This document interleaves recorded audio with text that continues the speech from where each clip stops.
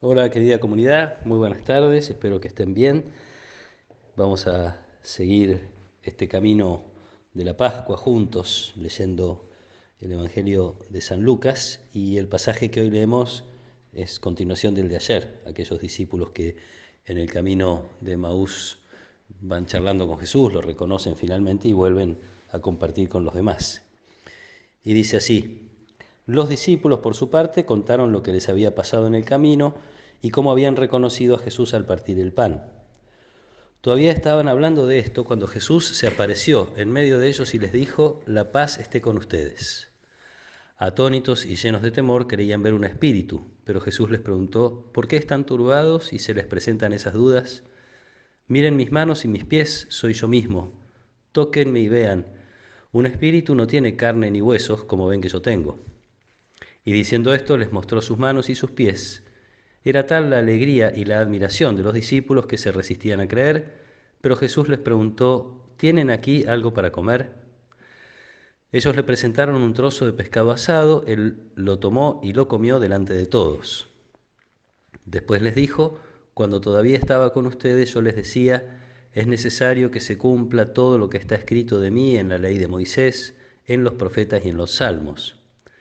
Entonces les abrió la inteligencia para que pudieran comprender las Escrituras y añadió: así estaba escrito, el Mesías debía sufrir y resucitar de entre los muertos al tercer día, y comenzando por Jerusalén, en su nombre debía predicarse a todas las naciones la conversión para el perdón de los pecados.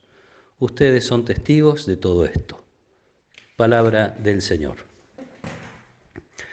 Parece raro que después de tantas apariciones, después de que precisamente los discípulos están compartiendo eso, los que volvían de Maús, lo reconocimos al Señor, sí, también se le apareció a Pedro, estaban hablando de esto cuando Jesús aparece, y tienen todavía dificultad para reconocerlo. Dice Lucas que primero pensaron que era un fantasma. Probablemente esta facilidad de Jesús de aparecer y desaparecer, de trasladarse, los tendría un poquito confundidos, a lo mejor es eso.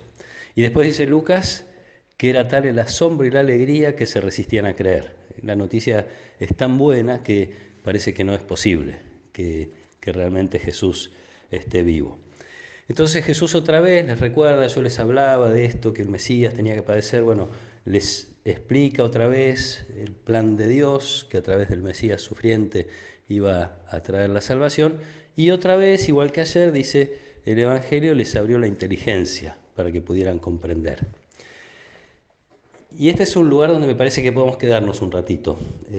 Nosotros tenemos, gracias a Dios, desde hace algunos años, la posibilidad de tener acceso a la Biblia. Por ahí nuestros papás, nuestros abuelos no tenían Biblias en su casa, no era muy frecuente, y no era muy frecuente que tuvieran libertad para leerlas, ¿no?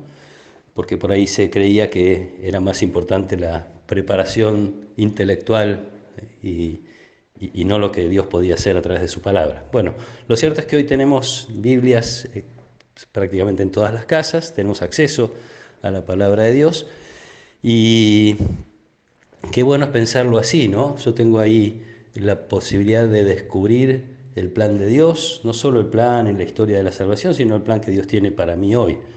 Su palabra es actual, en la Biblia yo puedo encontrar respuestas a mis preguntas, puedo encontrar el consuelo que a veces necesito, pero siempre es con la acción de Dios. No es porque estudie mucho, no es porque haga cursos de Biblia, que no está mal, y al contrario, qué bueno sería que cada vez dedicáramos más tiempo a cultivar y alimentar, ¿no?, nuestra fe y nuestro conocimiento de las cosas de Dios. Sin embargo, lo que es necesario es que Dios nos abra la inteligencia, que cuando nosotros nos acerquemos a la palabra lo hagamos con este espíritu de fe, donde le pedimos a Dios que su Espíritu Santo nos ilumine para ver y entender. Y entonces, esto que le pasaba a los discípulos, que también a nosotros nos pasa, nos cuesta reconocer la presencia de Jesús, nos cuesta saber qué es Él en determinadas situaciones familiares, sociales, nos cuesta descubrir cómo Él está presente. Su palabra nos ilumina para poder precisamente verlo, descubrirlo y todavía más, y esto es lo que a los discípulos seguramente los confundió, al menos al principio. Este Jesús, resucitado, que le ganó a la muerte, les pide que lleven el anuncio a todas las naciones. Parece un poco ambicioso, ¿no? A nosotros nos pide Jesús resucitado que el anuncio de su vida, el anuncio del camino que Él nos propone hacer para hacer presente el reino de Dios entre nosotros, llegue a todos. Ojalá podamos sentir también esta invitación en lo más profundo del corazón. Ustedes son testigos de todo esto. Nosotros que tenemos la suerte de experimentar a Jesús vivo, tenemos que ser testigos, tenemos que ayudar a otros a encontrarse con Él. Bueno, vamos a pedirle que nos dé esa fuerza, no confiando obviamente en nuestras capacidades ni en nuestros medios humanos, sino en este Jesús que abre nuestras inteligencias para que podamos entender y nos envía con el mismo poder con el que Él fue enviado por el Padre, con su Espíritu. Que nos acompañe y nos cuide siempre Dios y nos bendiga en el nombre del Padre y del Hijo y del Espíritu Santo. Amén.